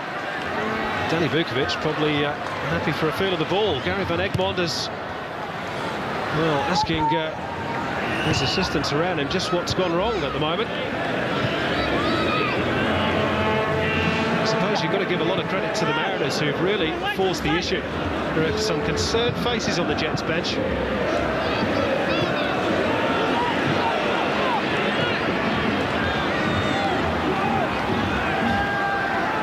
I think the transition from back to front has been too slow for Newcastle. When they do win the ball, there's enough movement in the midfielder up front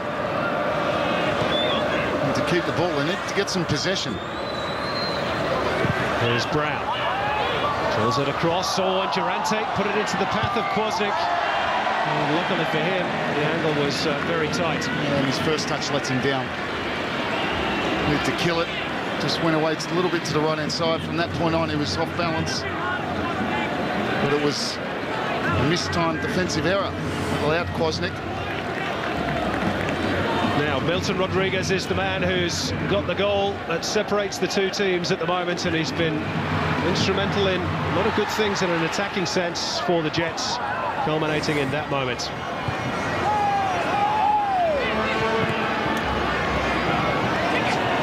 Now, Petrie. No foul on Durante. Stuart Petrie! Oh, just over the top.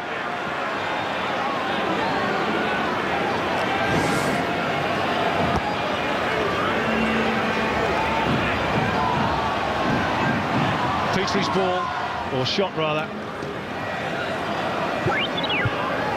After some good approach play, he just couldn't find the target.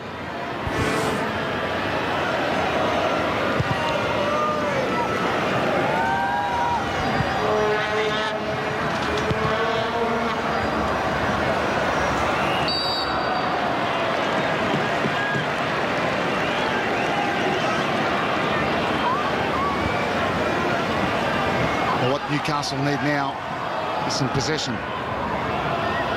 Central Coast are getting closer and closer. Now they get forced back into their own half. Kwasnik's the first line of defence. They've got Petrie and Matthew Osman on the right-hand side pushing up. And they turn the ball over again. Gumprek tries to slide it through for Kwasnik. It's gone very quiet around Energy Australia Stadium. The home fans know that their team is struggling a bit as Jedinak's ball is hooked away by Durante.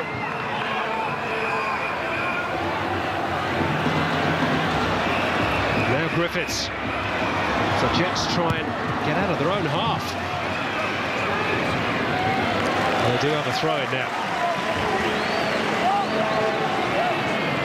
Now Milton Rodriguez. Gets past Porter, who, in fairness to him, did well to get back and get a toe to the ball. Yeah, he tracked back well, used his body as well. And Newcastle, it's one off. Central Coast, Spencer and Jedinak are dominating the midfield area. Bridge just holds it up for Thompson.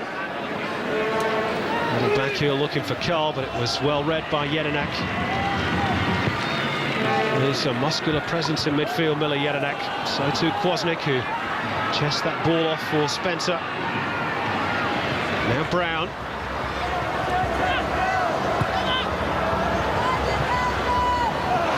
And Petrie is fouled.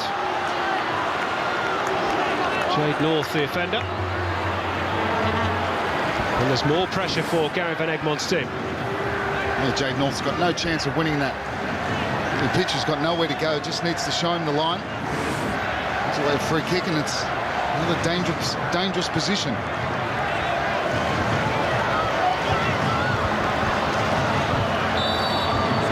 Plenty of bodies around the box for the Mariners, and it's all towards Spencer, and O'Grady was at full stretch, it just couldn't quite get there. And they're throwing everybody forward from the set pieces, which may, of course, just leave them a little vulnerable at the back, the Mariners. Brad Porter is there for McKinnis' team to tidy up. Oh, well, as they push forward, that's how they got caught out. The only goal scored so far. So threw numbers forward. Newcastle broke and ended up with Rodriguez scoring, but so I'm going to be on the cards again. Coast have no option. It's a must-win game. Well, certainly a must not lose here.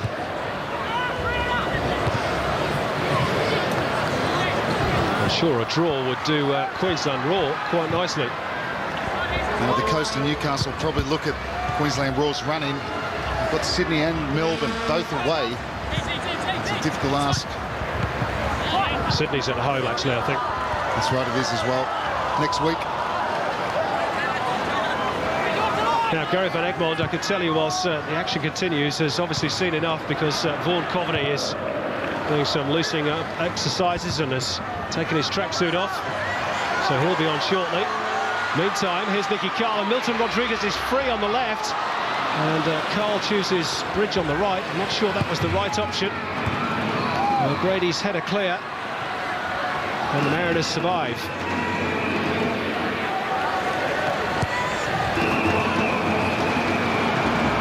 Well, surely the Colombian was much better placed there than Mark Bridge. No, I think you're right.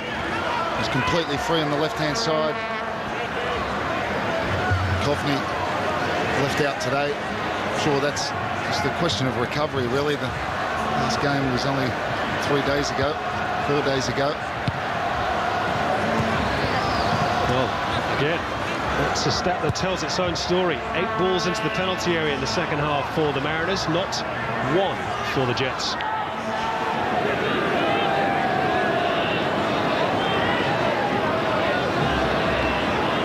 But for all their pushing, they still trail the visitors.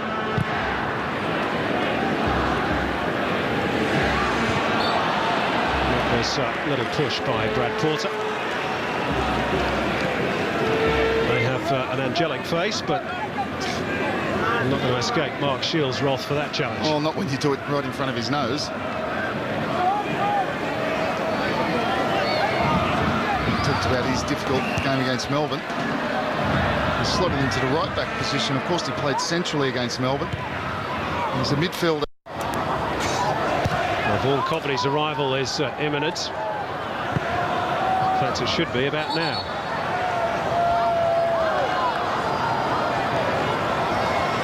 Well, Joel Griffiths is the man to make way. He'll get a generous round of applause, and rightly so. He's given a fair bit for the cause tonight, Joel Griffiths.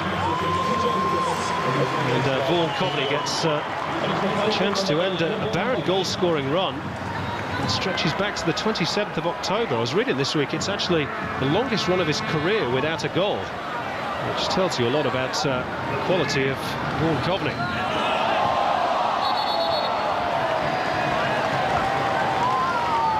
Well, they've managed to take the sting a little bit out of the Central Coast in the last 5 or 6 minutes.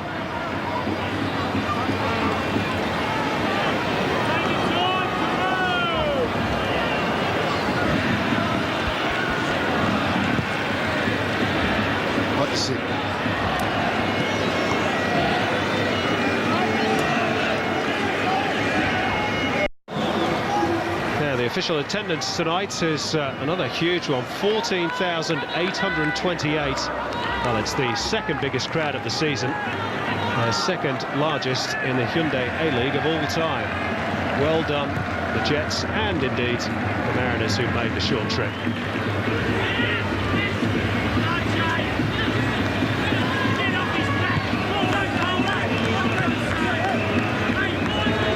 Paul Kohler just had a word or two to say there to the referee's assistant. The challenge from the opposition was a little bit over-physical. It's not a bad effort, though, the two crowds, is it? You're getting upwards of, 35,000 people in the space of 4 days. It was Spencer's drive, and the end result will be a goal kick. And although the Piper continues to play, at the moment it's a lament for the Mariners, because despite all their possession, they've been unable to beat this man.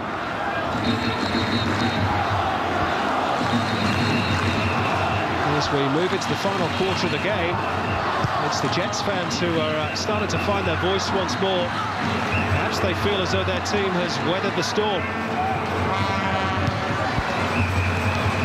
I just think for the Coast, maybe to take it to another level, this man Gumprecht, get him forward a little bit more.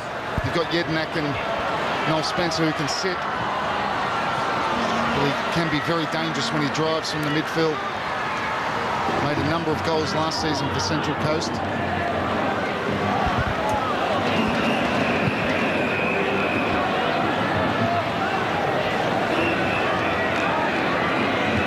Now Steve Eagleton.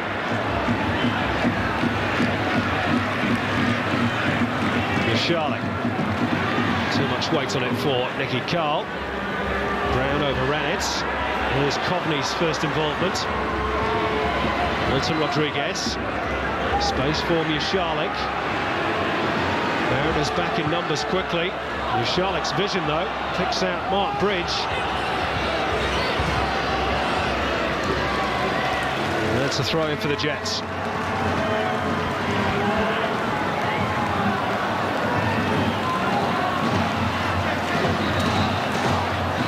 Well, Laurie McKenna is about to introduce Matt Simon. Big striker.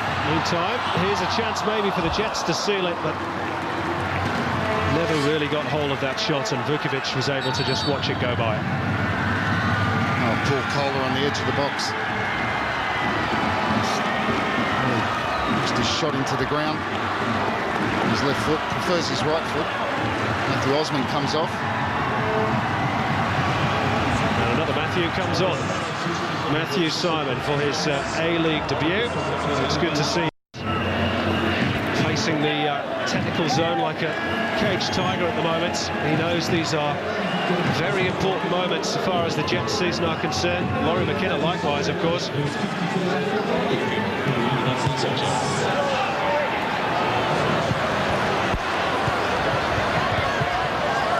Steve Eagleton's pace again is put to good use.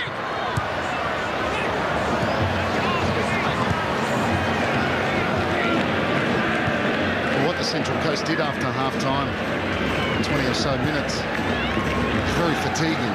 It's a lot out of you, pressing so high up the field, and maybe just paying for that. There's Coveney. Goes to ground. Mark Shield has a look. And I think he got the ball first.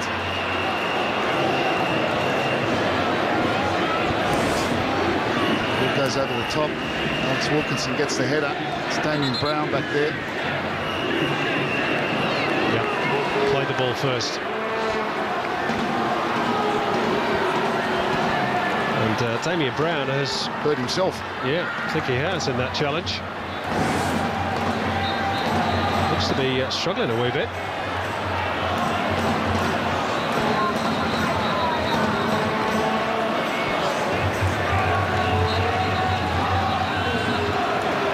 Well, the Jets with the 1-goal advantage with just a shade over a quarter of an hour to play. Milton Rodriguez with the goal, but really half the story has been about this man, Ante Kovic, and some of the saves he's made in this game have been absolutely outstanding. That first one from Damien Brown, coming to punch ahead of Matty Osman. Great stop, that one from Miller Jedinak. And then the final one from Noel Spencer, a ball that's really moved in the air, and to be fair, the follow-up as well.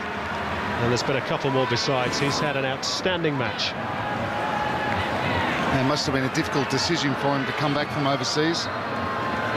He's come back in difficult first 2 games for him, you have to say, conceding 5 goals, but certainly showed his quality here tonight. Of course, he'll know that he's still got 15 minutes plus injury time to go. And we'll see if Simon Hill's put the commentator's curse on him.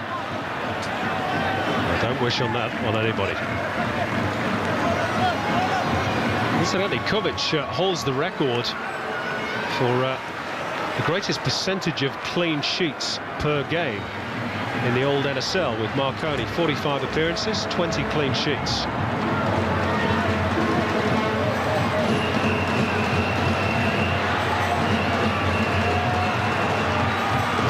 With the retirement of Zelko Kalac, space open there. Of course, Mark Schwarzer is still the incumbent.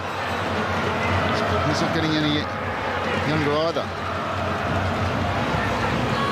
This is Gumprecht, who slides it out to Kwasnik. Maybe more work for Kovic here. Awkward ball in, and Jade North dealt with it. Back to Kwasnik.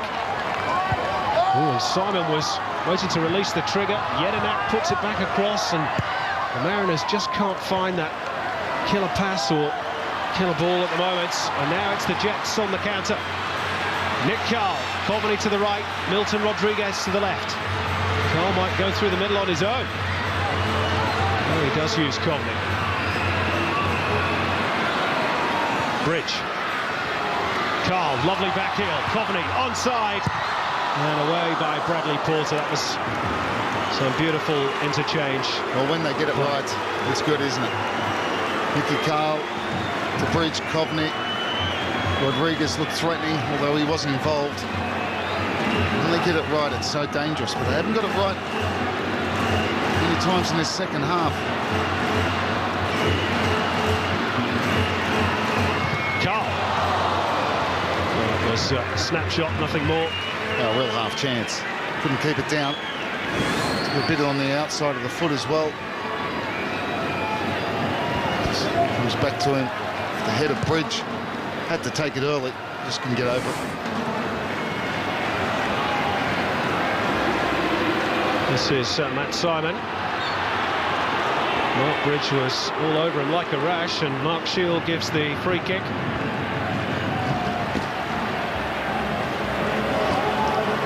Another needless free kick. And yet again, another opportunity from the set piece for the Central Coast. Paul O'Grady, can be sure, is up there.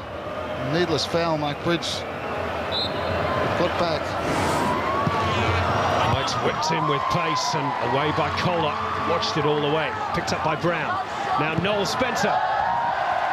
Plenty of power, no direction. Well, as he received the ball from Damien Brown, he had only one thing on his mind. He's got the ball out of his feet and he was going to have a strike. Just takes it a little bit to the side. First touch isn't good enough. The ball swerves away. Well, it's going to be a third and final change for the Mariners. Andre Gumpret making way for John Hutchinson. Gumpret's had a good evening in midfield. John Hutchinson, well, the Mariners need a goal from him or from somewhere. Hutchinson did score 2 against the Jets in the 4-1 Derby win last season. And of course, he ignited the Mariners' season by scoring their first goal of the campaign against the Jets. Incidentally, that throw-in awarded to the Mariners has infuriated Gary Van Egmond, who was dancing along the technical zone. If it had been within range of the assistant referee, he might have clocked him one. Oh, he's frustrated as well that his team has got stretched in this second half.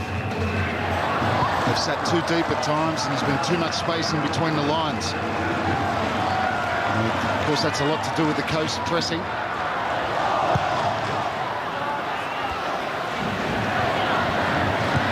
Well, he's telling his defence to push up. There's just a bit too much space for the Mariners to operate in. Here's Spencer. It's a late challenge. Mark Shield plays the advantage. Hutchinson tries to slip it through to Simon. And again, nervous moments for the Newcastle Jets. And there's going to be more here because Thompson's been robbed by Kwasnik. Hutchinson shots. And again, there's just not enough behind it for the Mariners. I think there might have been a deflection off Nicky Carl, who came back. Otherwise, that might have been headed towards the far post, inside the far post. Kwasnik did well there. There's the deflection, takes the pace off it.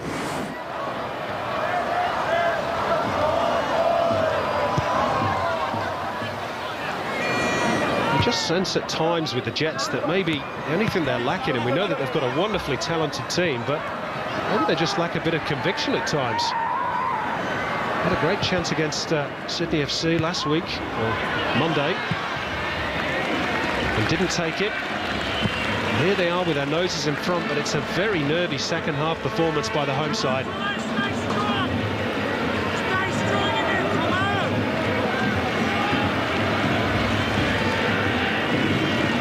Hutchinson with the long throw for the Mariners. Oh, and hooked towards goal by Kwasnik. Drifts harmlessly wide. Yeah, it wasn't far away, and Laurie McKenna and Ferguson know it. It was a set piece, a long throw. Don Matthew Osman just hooks that, and that's Petkovic beaten. Just a metre and a half or so away from sneaking inside that far post.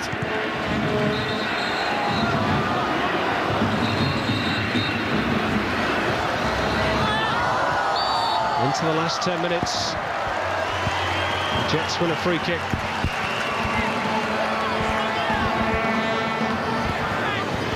But it is the Mariners who are starting to run out of time.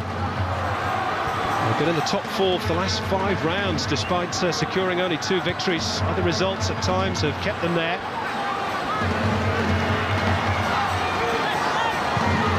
And if they don't do something about the Jets' lead in the next few minutes, they will drop out of the playoff places.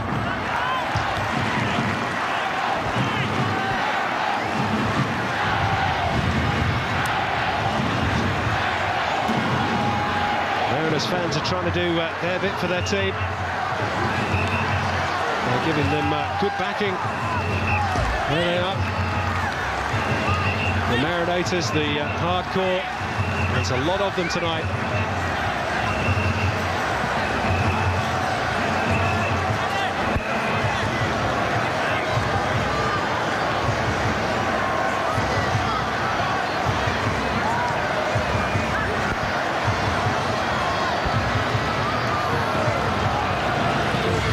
With the attempted 1-2 with Bridge.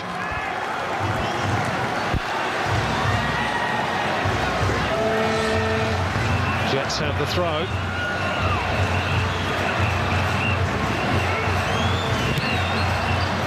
Grady met it on the full towards Simon. He will use his body strength to try and hold the ball up. A very strong challenge between him and Mushalik. It's Mushalik who comes away with possession. Now Jade North goes route 1, looking for Vaughan Coveney. Problem here for O'Grady, which he deals with.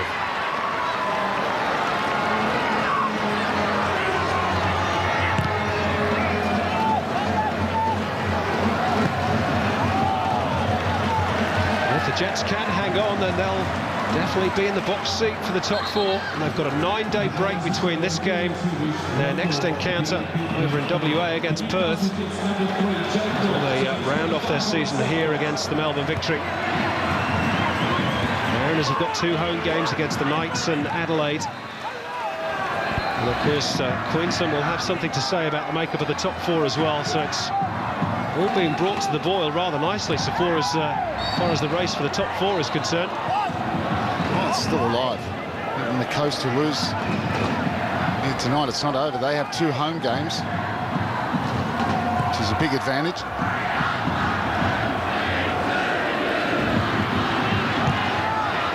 Second was by Petrie. Spencer stretching to retain possession, which he does. Damien Brown's ball towards Kwasnik.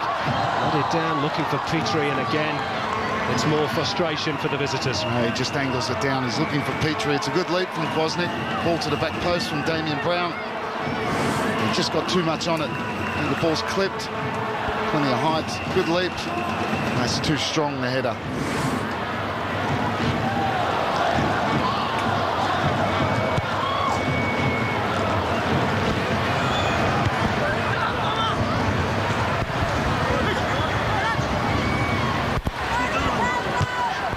No more races to play for Laurie McKenna, no more substitutes to make.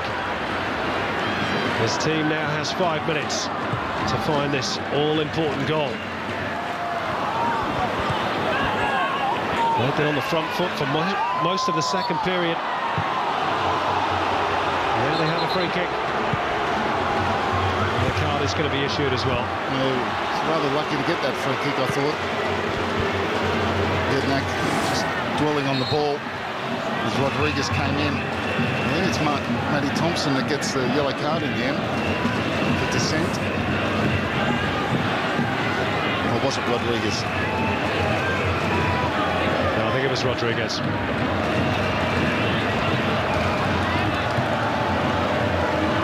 This is a good chance now, perhaps, for the Mariners. Set piece to be taken by Bradley Porter. Oh, and all the big men were up from the back, and it went low. Picked up by Brown.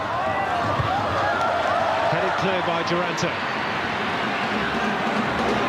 Milton Rodriguez just needs to hold the ball up because Matty Thompson was making the run that he needed. And Thompson and Spencer in a tangle, and well, earlier on in the game, Spencer might have made something of that. As it is, just wants to get on with the ball. Yeah, he just wants to get the ball playing. Get it away quickly. Damien Brown. Onto the right boots, too high for Simon.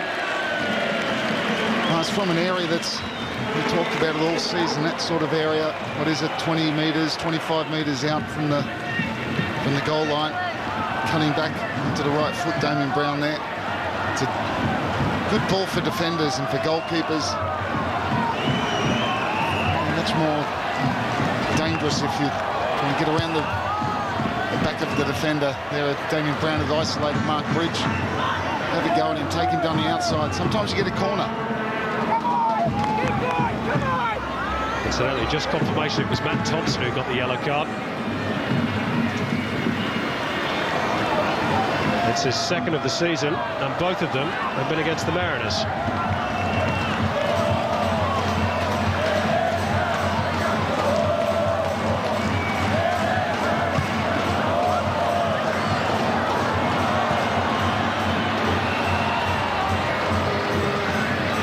So, Robbie, you were right, and I was wrong. Make the most of it. Doesn't happen very often. Well, it doesn't happen very often, so... Now, here's Matt Simon. Maybe with a late chance for the Mariners, but he's overran it. And it's a goal kick. Yeah, just opened up for him for a moment. I think if he would have got his head up there, I think Kwasnik had making a run on the right-hand side, just slided across. It's a mistake. Here he jumps onto the ball, but he just doesn't get it down. He's really never in control of it. You see Adam Kwasnik, right-hand side, one touch, slided across.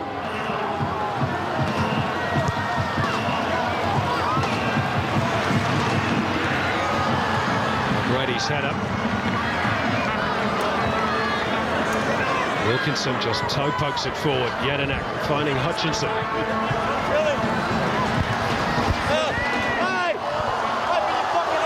Throwing goes Mariners' way, despite some pretty vocal ideas to the contrary on the front of the east stand. Now that's a late challenge, and Mark Shield is going to have to hold up play here because Stuart New Charlotte was very, very late.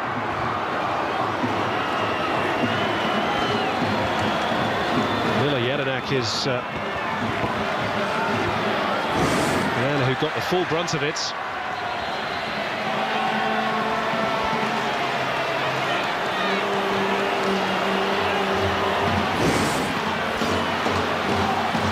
That's going to be another yellow card. Charlotte becomes the third Jet into the book.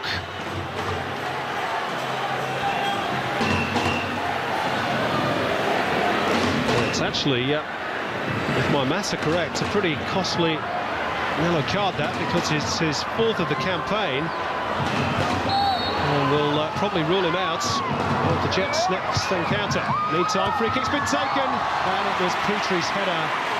And, well, nothing more needs to be said about Ante Kovic's night. Ball's just sticking to his gloves like glue.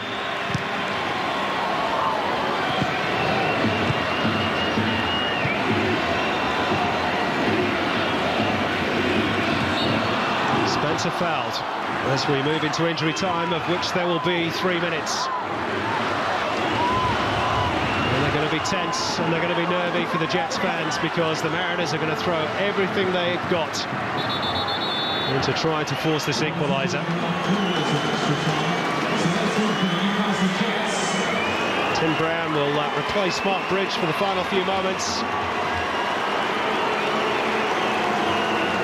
As Gary Van Egmond just tries to run down the clock a wee bit.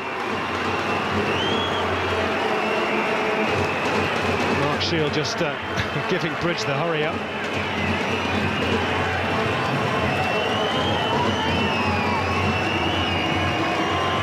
So the two Kiwis off the bench. He's straight into the thick of it to try and mark John Hutchinson. Porter's ball in, Kovic has come. And Kovic didn't quite get there first time. That second time made no mistake.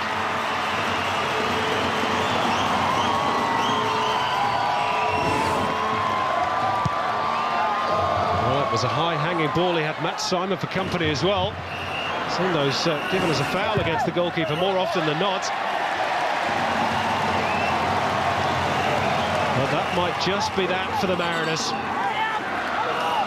Final 90 seconds at Energy Australia Stadium.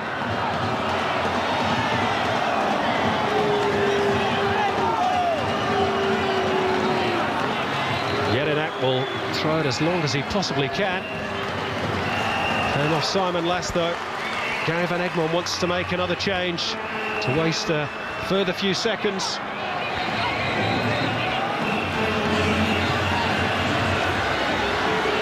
Here's Coveney. He'll surely try and take it down to the corner flag.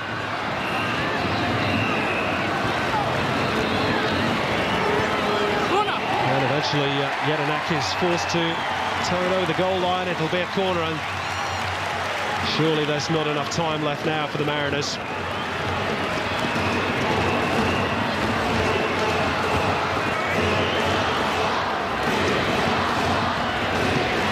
Roars of Newcastle all around the stadium.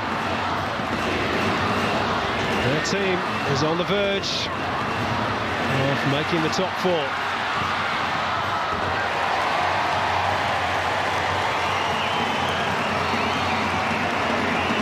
Of course, they made it last season under previous coach Richard Money.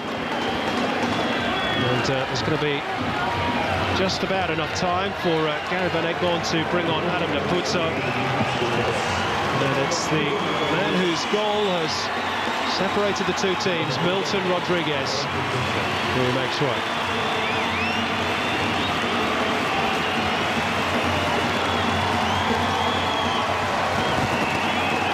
Adam Napuzzo might just be on long enough to pick up his win bonus.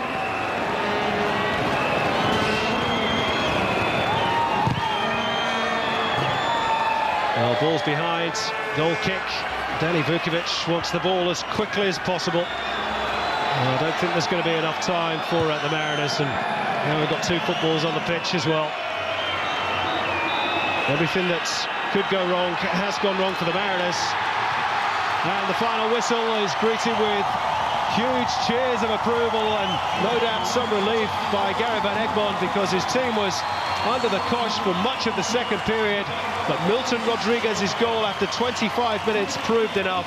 The Jets roar into the fall for the first time this season, and after such a long wait, they may now take some shifting. Full time at Energy Australia Stadium. Newcastle Jets defeating the Central Coast Mariners by a 1-0. Well, let's have a look at the goal that won it for the home team. In a very nervy derby indeed. It came after just 25 minutes, a counter-attack after Noel Spencer had given away possession. Mark Bridge had enough vision to pick out Milton Rodriguez, and the Colombian slid the ball home for his 6th of the campaign. And that was just about enough on a night when there was an awful lot of tension about in this part of the world. Now, Milton Rodriguez, a folk hero on the hunter, and he'll be even more so after that winner. And we can now go down to pitch sides and join one of the Newcastle Jets players, Nicky Carl, who's with Robbie Slater. Well, Nicky, a bit of a different mood from Monday. Yeah, definitely. We let ourselves down on Monday. The boys knew that. We worked hard all week and we showed that we're a good side. It wasn't a day where you're going to play pretty, but we battled and we showed that we can battle as well as playing well. And it wasn't all plain sailing. Central Coast certainly put you under a lot of pressure in the second half. Look, I said it all week. I rate them so highly. They work so hard. They're a never say die team, and look, there's no way I'd rule them out from here. We've still got a lot of hard work. Yeah, there's 2 games to go now. The upset Queensland over Adelaide yesterday. Where does that put you now? Look, it makes it hard. We knew if we wanted to make the top 4, we had to win tonight. But there's still a long way to go. We've got to go to Perth, which is a difficult trip. And Melbourne's going to be a real tester for us at home. All the best, Nicky. No worries. Just quickly, I want to thank this crowd. It's absolutely brilliant. They've really got behind us in good times and bad. Thanks, Nick. Thank you. And Noel, It put them under a lot of pressure in the second half, just couldn't get one. Yeah, that's right, Robbie. I mean, that's 2 weeks on the trot now. We've worked very hard in the second half and played some great football, but once again, we just haven't taken our chances. So, how cliche that's football, mate, and we're really behind the 8 ball now. Well, you've got 2 home games. The other sides around there haven't got that advantage, so you're still in there. Yeah, most definitely. I mean, we've got 2 home games, and we must take maximum points. So, we've just got to hope for a bit of an upset next week, and just got to make sure we win our 2 games. That's all. How'd the pitch play tonight? Look, you know, let's not say too much about that, but you know, disappointing. But you know, it was both the same team, so just disappointing we didn't get the 3 points, mate. All the best for the remaining 2 games. Cheers, Rob. Thanks, mate. Noel Spencer and Nicky Carl, the 2 captains, in conversation with Robbie Slater as we take a look at the full-time stats from Energy Australia Stadium. Well, the Mariners had just slightly more possession, much more time in the Jets' half, particularly in the second period. 8 corners, again, the Mariners heavily in front, 3 offsides in the game, 22 fouls and 4 yellow cards, 3 of them for the home team, one of which could prove very costly as Stuart Michalek will now miss the trip to Perth Glory. The attack stats, well, look at the Mariners. 21 shots they had in the game and they couldn't make one of them pay. 31 times they got the ball into the Newcastle Jets penalty area. 8 shots on target, but just 1 save. The Mariners goalkeeper had to make 8 saves. Ante Kovic had to make. Well, Ante Kovic was indeed one of the men of the match for the Jets. Let's have a look at some of his highlights for him tonight. All started in the first half. Damian Brown with a stinging drive from just outside the penalty area. Kovic should full stretch to beat that one away. And this was perhaps the save of the game. From a standing start from Miller Jedinak's header. That too in the first period. And he continued that good form into the second half too. Noel Spencer was 35 metres out, but that ball really moved. And Kovic needed 2 swipes at that to get it, but he eventually did. And as Matt Osman then curled one in from a long range, Kovic was equal to that one too, and he was one of the main reasons why the Jets tonight find themselves in the top 4 for the first time this season. There they are, 26 points from their 19 games. Reading from the top, Melbourne, Sydney, Adelaide, Newcastle, Queensland and Central Coast certainly not out of it by any means. Perth Glory and New Zealand, of course, will have to wait for another year. Well, Con Constantine and Remo Nogarotto on his left. They'll be happy men tonight. Constantine, of course, the chairman, who said his decision to sack Nick Theodorakopoulos was the right one, and those Jets fans, I'm sure, wouldn't disagree, because Gary Van Egmond has guided them into the top 4 just at the right time. Can they stay there? We'll find out later on this season. For now, from me, Simon Hill, from Robbie Slater, and from all the Fox Sports team, it's goodbye from Energy Australia Stadium.